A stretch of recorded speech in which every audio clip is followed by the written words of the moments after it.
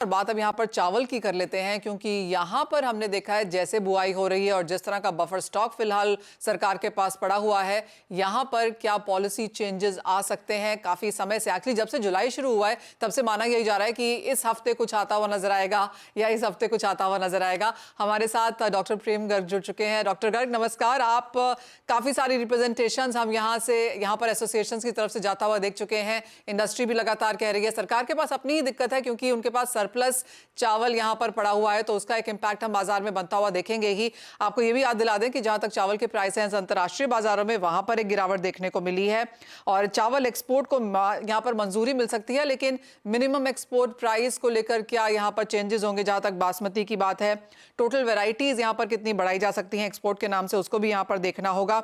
और उबले चावल के एक्सपोर्ट पर क्या यहां पर ड्यूटी घटेगी और कितनी, इन सब चीजों का ऑफकोर्स मार्केट को एज ऑफ नाउ इंतजार है। जहां तक नई फसल है, उसके आने से पहले यहां पर मंजूरी मिलने की एक्सपेक्टेशन है, क्योंकि जो नई फसल आएगी उसके बाद हम यहां पर काफी हद तक प्रोक्योरमेंट भी आता हुआ देखेंगे। तो अक्टूबर में यहां पर नई फसल आनी शुरू हो भी जाएगी। और जहां तक बासमती के एक्सपोर्ट की बात है, वो नंबर्स हमने लगातार ऑफकोर्स यहां पर बढ़ते हुए देखे ही हैं, तो वो ऑफकोर्स यहां पर काफी इंटरेस्टिंग रहेगा कि नई फसल के आने से यहां पर, उसके पहले यहां पर क्या मंजूरी आएगी। डॉक्टर गर्ग, आप कैसे देखते हैं?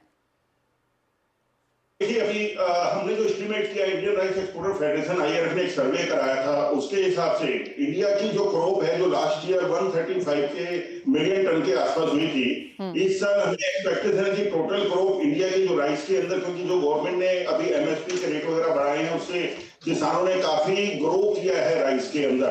तो 141 मिलियन से 142 मिलियन टन के आसपास में टोटल क्रॉप का साइज रहना चाहिए राइस का इस साल के अंदर। तो इसके हिसाब से हम गवर्नमेंट से डिमांड करते हैं कि गवर्नमेंट को रिलैक्सेशन राइस एक्सपोर्ट से ऊपर देनी चाहिए, क्योंकि एक्सेस क्रॉप की काफी संभावनाएं हैं। दूसरा, गवर्नमेंट के पास अभी काफी स्टॉक्स रखे हुए हैं जिसको डिस्पोज ऑफ टाइमली नहीं किया गया, तो नई आने वाली क्रॉप के अंदर स्टॉक रखने में परेशानियां आ सकती हैं। Doctor Garg, as of now prices किस तरह से देख रहे हैं आप भारतीय बाजारों में? अंतर्राष्ट्रीय बाजारों में तो थोड़े से वीक ट्रेंड्स हैं। जैसे इंटरनेशनल मार्केट की हम बात करें, तो इंटरनेशनल मार्केट के अंदर बासमती के अंदर अभी काफी मार्केट डाउन है और बासमती की डिमांड भी काफी स्लो होने की वजह से लोकल डोमेस्टिक मार्केट में लगभग 15 से 20% के करीब प्राइसेस डाउन है बासमती में। नॉन बासमती के अंदर अभी ट्रेंड कोई मंदे का इतना नहीं है इंटरनेशनल मार्केट के अंदर भी, क्योंकि जितनी भी क्रॉप्स हैं ये डिपेंड करता है इंडिया के ऊपर। इंडिया ने एक्सपोर्ट को खोला तो डेफिनेटली राइस के प्राइसेस जो है इंटरनेशनली 50 से $70 के बीच में ड्रॉप हो सकते हैं। सिर्फ depend on Indian rice export के ऊपर करता है कि इंडियन गवर्नमेंट क्या इसके ऊपर व्यू लेती है। ओके एक और चीज डॉक्टर गर्ग, मुझे याद है हमने लास्ट टाइम भी आपसे बात की थी कि ये जो नीजक रिएक्शंस रहते हैं सरकार की तरफ से, और अब ऑफ कोर्स हम यहाँ पर सरप्लस पे बैठे हैं, किस तरह से हैं इंटरनेशनल रिलेशंस हमारे? अगर एक्सपोर्ट खुलता भी है और जैसे आपने कहा खुलेगा तो $50-60 तो ऐसे ही निकल जाएगा इंटरनेशनल मार्केट्स में भी, तो किस तरह के टेकर्स हैं, किस तरह के रिलेशंस हैं एज ऑफ नाउ इंडिया के?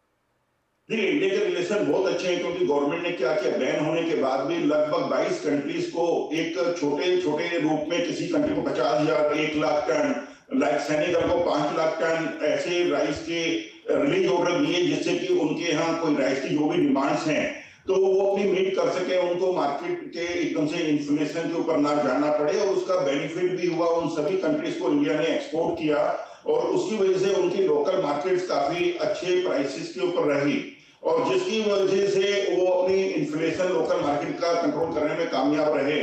तो इंडियन जो एक्सपोर्टर्स के भी मान लीजिए या प्राइवेट ट्रेडर्स के या गवर्नमेंट्स के साथ, दोनों ही रिलेशन बहुत ही अच्छे हैं। इसके अंदर मैं नहीं समझता कि कोई प्रॉब्लम आएगी, हमें एक्सपोर्ट खुल जाएगा तब भी इमीडिएटली उस मार्केट को कैप्चर करने के लिए दे प्रेफर, डेफिनेटली इंडिया के राइस को ज्यादा प्रेफर करेंगे एक्सपोर्ट के लिए और इंपोर्ट करने के लिए, क्योंकि इंडिया की क्वालिटियां जो हैं वेल एक्सेप्टेड है अराउंड द वर्ल्ड, और हमारे यहाँ क्वालिटी कंट्रोल भी इतने अच्छे हैं इंडिया के कि इंडिया के एक्सपोर्टर्स कैपेबल हैं उसको किसी भी मीट को पूरा करने के लिए। All right, so doctor Garg, as of now representations हैं, जैसे आपने भी कहा होना ही चाहिए, लेकिन एक टाइम है जो मार्केट्स यहाँ पर वॉच कर रहा है कि कब तक ऐसा होता हुआ नजर आएगा। एज ऑफ नाउ जो इनिशियल ट्रेंड्स हैं, बुआई अच्छी खासी हो रही है, और जैसे सिराज जी हमें अभी बता भी रहे थे कि अच्छा खासा बोनस प्रोक्योरमेंट के तौर पर हमने यहाँ पर एमपी छत्तीसगढ़ से आता हुआ देखा भी था। आप कैसे देखते हैं सरकार जो ये सरप्लस पे बैठी है, कितना टाइम वो देखना चाहेंगे? क्या वो मॉनसून और फाइनल बुआई के नंबर्स वॉच करेंगे इससे पहले कि वो बाजार खोल सकें? मुझे लगता है जैसे कि हमने लास्ट टाइम बोला था कि जैसे पारवाइड राइस के ऊपर एक ड्यूटी को फिक्स करने की बात चल रही थी, तो इस मंथ के एंड तक और मिड तक हर हालत में कोई ना कोई अनाउंसमेंट गवर्नमेंट की तरफ से आनी चाहिए। और एक्सपोर्ट के ऊपर जो व्हाइट राइस के ऊपर रोक है, उसको आई थिंक अक्टूबर एंड तक गवर्नमेंट को डिसीजन लेगी इसके ऊपर, जैसा हमारी अपनी सोच है।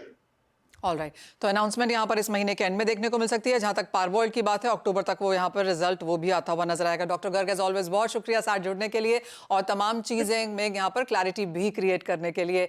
इसी के साथ एक ब्रेक का